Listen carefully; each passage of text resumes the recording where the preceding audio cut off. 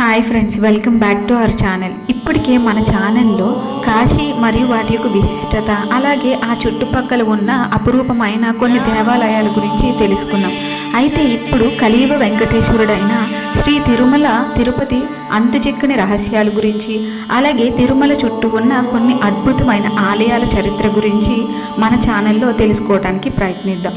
అందులో భాగంగా ఈరోజు తిరుమల వెంకటేశ్వర స్వామి గురించి కొన్ని విషయాలు తెలుసుకుందాం. అయితే తిరుమల శ్రీ వెంకటేశ్వర స్వామి విగ్రహం వెనుక ఉన్న భౌతిక శాస్త్రానికి కూడా అంతని రహస్యాల కోసం మీకు తెలుసా? స్వామివారి విగ్రహం వెనుక వీపు భాగాన్ని ఆనిస్తే గంభీరమైన సముద్రపు ఘోష వినిపిస్తుంది. అది నేటికి కూడా సైన్స్కి అంతుచిక్కని ఒక మిస్టరీ. అయితే స్వామివారి విగ్రహం మధ్యలో ఉన్నట్టుగా అనిపిస్తుంది, కానీ అది గర్భాలయానికి కుడివైపు మూలలో ఉంటుంది. అలాగే స్వామివారి విగ్రహం ఎప్పుడూ కూడా వేడిగా ఉంటుంది. అభిషేకం చేసినా కూడా ఆ వేడి తగ్గదు. అలాగే తిరుమల యాత్ర సంపూర్ణం కావాలంటే పద్మావతి అమ్మవారిని దర్శించుకోవాల్సిందే. అలాగే స్వామివారి కంటే ముందుగా వారాహస్వామిని దర్శించడం ఇక్కడ ఆచారం.